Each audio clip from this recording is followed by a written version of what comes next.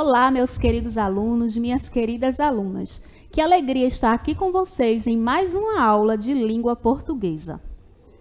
Na aula de hoje vamos aprender um pouco sobre o gênero textual conto. E contar uma história é bom demais. Então, o que é um conto? Bom, é um gênero narrativo com larga tradição histórica e cultural. O conto é um relato quase sempre breve, onde se narra de forma concentrada uma história sem grande complexidade, envolvendo um número relativamente pequeno de personagens e decorrendo num tempo também não muito alargado, segundo aí o dicionário de Carlos Reis. Então, todo dia, se nós percebemos, nós estamos aí contando uma história, seja de forma oral, conversando ali com as pessoas, seja de forma escrita, né? Por meio aí dos textos. E também por meio de imagens. Quem aí lembra daqueles livros ilustrados, né? Os livros e imagens, que a narração toda é feita por meio das imagens. E ali, quando nós vamos passando as páginas, nós vamos observando aquelas imagens, estamos construindo também um conto. A diferença é que o livro-imagem, ele permite aí várias narrativas, né? Vai depender da pessoa que está ali apreciando aquela obra. Então, vamos para a estrutura básica de um conto. Então, resumidamente, aí, o conto, ele traz 3 pontos. A situação inicial, que apresenta o espaço, o tempo e as personagens, situando o leitor ali sobre aquela história. Temos também um desenvolvimento, que apresenta-se, né, a situação, problema vivenciada pelos personagens. Então, geralmente, o conto ele é uma história curtinha, tem poucos personagens, e geralmente acontece ali um conflito, ou seja, tem um probleminha vivenciado pelos personagens. Temos também a situação final, que a gente chama de desfecho, que é quando o problema é resolvido, tá certo? Então, vamos lá. Ainda aqui, ó, nos elementos da narrativa. Então, o foco narrativo do conto, a narração ela pode acontecer em primeira ou terceira pessoa. Geralmente, quando ocorre em primeira pessoa, o narrador, ele é um narrador personagem, né? A primeira pessoa aí, eu. Então, no caso, o narrador personagem está contando uma situação que aconteceu com ele mesmo. Então, ele participa da história. Ele pode ser o protagonista ou não. E ele tem uma visão parcial da história. E, como dito, essa narração aí do conto é feita em primeira pessoa. Então, o exemplo aí de narrador-personagem, um trechinho. Quando eu tinha 8 anos, meus pais precisavam viajar a trabalho com frequência. E eu tinha que passar parte das férias na casa de meus avós. Então, esse trecho aí de um conto está em primeira pessoa, onde o narrador é um narrador-personagem, contando algo aí que aconteceu com ele. Olha aí o narrador-personagem, ó. Ele participa de toda a história ativamente. Ele é um dos personagens e narra os acontecimentos em primeira pessoa. Temos também o narrador observador. Então, ele não participa da história. Acontece em terceira pessoa, porque ele está contando ali, né, um fato que ocorreu com outra pessoa e não ele. Então, ele observa tudo e conta para a gente. Um exemplo. Os pais de João precisavam viajar a trabalho com frequência e o menino tinha que passar parte das férias na casa de seus avós, tá? Então, ele não é um personagem, ele está apenas observando e contando para a gente ali a situação. Então, o narrador observador, ele conhece toda a história, ou seja, está por dentro de todos os acontecimentos, porém, não participa da história. Ele não é um personagem. Esse tipo de narrador é imparcial, ou seja, não emite opinião durante os acontecimentos da narrativa. E como dito, tem aí como foco narrativo a terceira pessoa, tá bom? Temos também o narrador onisciente.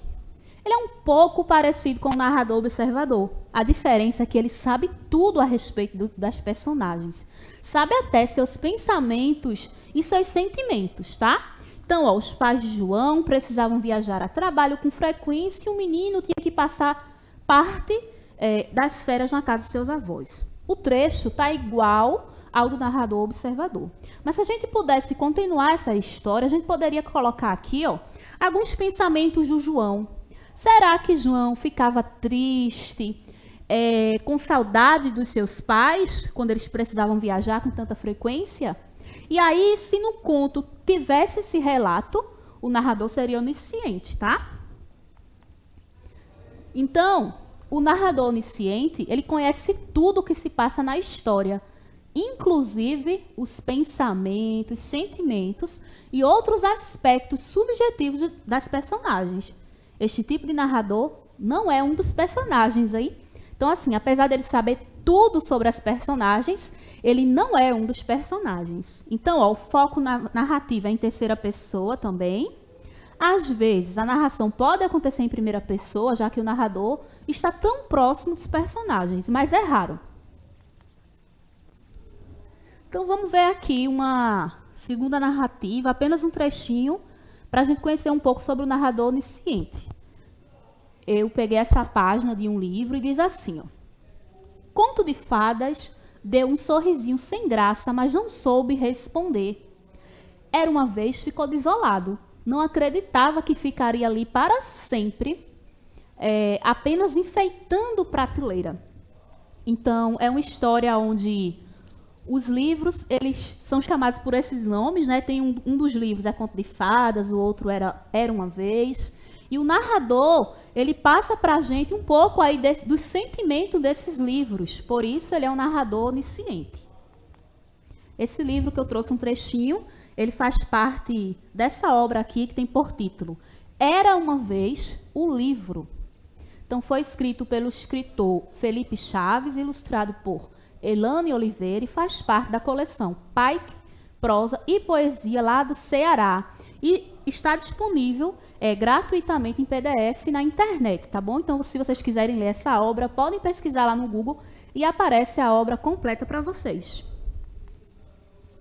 Trouxe outro conto aqui,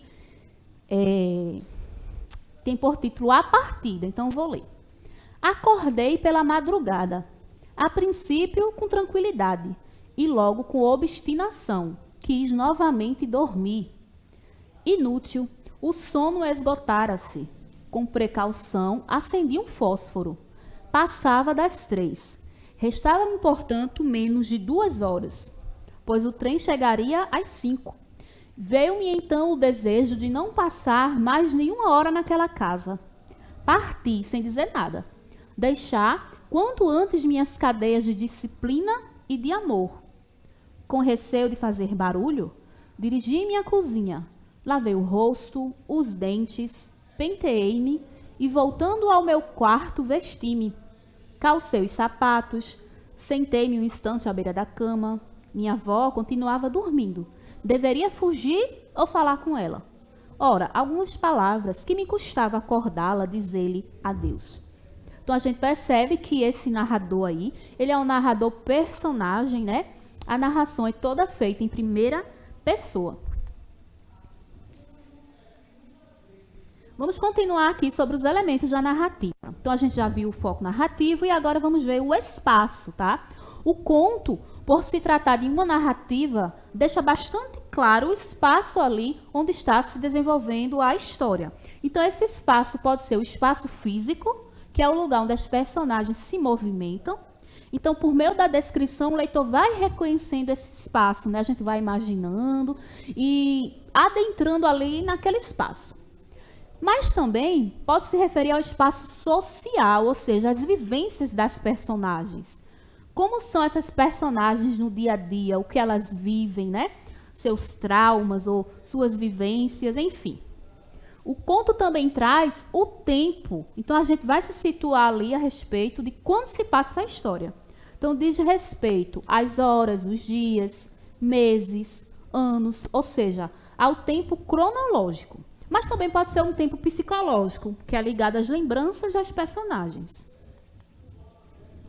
E por falar em personagens, também aí é um elemento da narrativa. Então, são as peças fundamentais, pois sem elas não haveria o próprio enredo. Então, há a predominância de personagens que se destacam pelos atos heróicos, chamadas de principais, outras que se relacionam pelo seu caráter de oposição, as antagonistas, e as secundárias, que não se destacam tanto quanto as primárias, funcionando apenas como suporte da trama em si. Então, um conto ali ele pode ter diversos personagens, porém tem um que se destaca, né? E a gente chama esse personagem de protagonista, personagem principal. E vamos agora conhecer os tipos de contos. Então, temos aí conto de ação, que é a predominância, é a aventura, que é o centro da narrativa, unida aos personagens e desenvolvida com problematização até o clímax. Tá? Clímax é onde o problema está ali sendo apresentado com bastante... É aquele momento que a gente fica assim, eita, agora vai pegar fogo aqui, a gente fica curioso para saber o que vai acontecer. É chamado de clímax.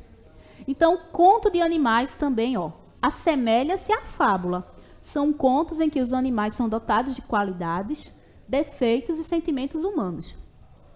Pode se assemelhar à fábula porque não necessariamente pode ter uma moral ali explícita, né? A fábula conta toda a história ali, os personagens são os animais, mas ao final do conto tem ali a moral da história, bem explícita, né? Então, temos também o conto emocional. O objetivo é gerar uma emoção, como terror, pânico, surpresa. O conto de encantamento, que é o conto popular caracterizado pelo elemento sobrenatural ou fantástico, em que intervêm seres fabulosos, animais antropomórficos, objetos mágicos. E o conto de enigma apresenta um crime ou um mistério a ser desvendado. Por esse motivo, essas histórias geralmente apresentam a figura de um detetive ou de alguém que desempenha um papel de esclarecer o enigma, tornando-se um herói após desmembrar todo o problema. Esse conto de enigma, ele é bastante divertido assim de ler, porque a gente vai lendo, fica curioso, né, para saber quem foi que cometeu ali aquele crime, a gente tenta adivinhar e no final a gente nunca consegue. Enfim, temos também o conto de fada, que é o mais conhecido, que a gente não pode pensar, né, que todo conto é de fada.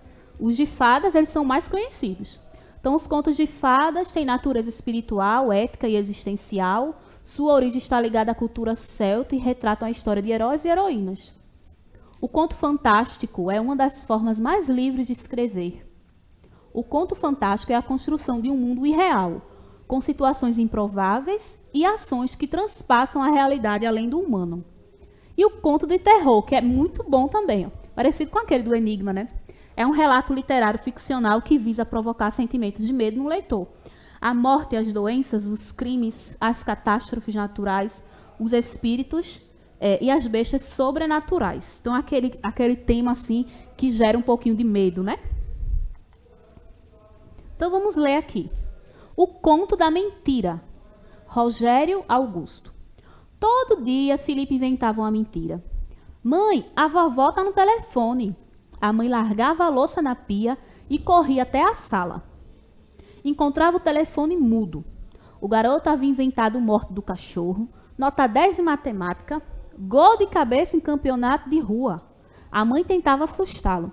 Seu nariz vai ficar igual ao do Pinóquio. Felipe ria na cara dela. Quem está mentindo é você, não existe ninguém de madeira. O pai de Felipe também conversava com ele. Um dia você contará uma verdade e ninguém acreditará. Felipe ficava pensativo, mas no dia seguinte, então, aconteceu o que seu pai alertara. Felipe assistia a um programa na TV, a apresentadora ligou para o número do telefone da casa dele. Felipe tinha sido sorteado. O prêmio era uma bicicleta. É verdade, mãe, a moça quer falar com você no telefone para combinar a entrega da bicicleta. É verdade. A mãe de Felipe fingiu não ouvir. Continuou preparando o jantar em silêncio. Resultado, né? Felipe deixou de ganhar o prêmio. Então, ele começou a reduzir sua suas mentiras, até que um dia deixou de contá-las. Bem, Felipe cresceu e tornou-se um escritor. Voltou a criar histórias, agora sem culpa e sem medo. No momento até está escrevendo um conto.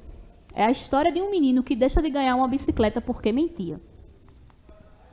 Então, ó, sobre esse conto que nós acabamos de ler, né? A gente percebeu que o narrador aí não é o narrador personagem, não é Felipe que está contando a situação. Então, o narrador, podemos dizer até onisciente, que conhece muitas ações e sentimentos de Felipe. Então, vamos identificar aqui a ordem desses acontecimentos no conto. Então, o que aconteceu primeiro aí? Ó, Felipe utiliza a criação de histórias como uma ferramenta profissional. O pai do garoto alerta quanto às consequências do ato de mentir. Felipe deixa de ganhar a bicicleta do programa de televisão e Felipe conta inúmeras mentiras em casa. Então vamos pensar aqui um pouquinho sobre a ordem correta aí desses acontecimentos desse conto. Então, ó, a quarta ação foi que Felipe utilizou a criação de histórias como uma ferramenta profissional, né? Como se fosse ali também um desfecho para o problema, né? Ó, a segunda coisa que aconteceu foi que o pai do garoto alerta, né, quanto às consequências. Terceiro, Felipe deixa de ganhar a bicicleta. E a primeira coisa que aconteceu foi que ele começou a contar inúmeras mentiras. Então, primeiro ele conta as mentiras, depois o pai dele alerta sobre o problema, depois ele sofre a consequência do problema e, por fim, ele utiliza essa criação de histórias como uma ferramenta profissional. E assim finalizamos mais uma aula de língua portuguesa. Espero que vocês tenham gostado. Foi uma aula bastante proveitosa. E até a próxima aula.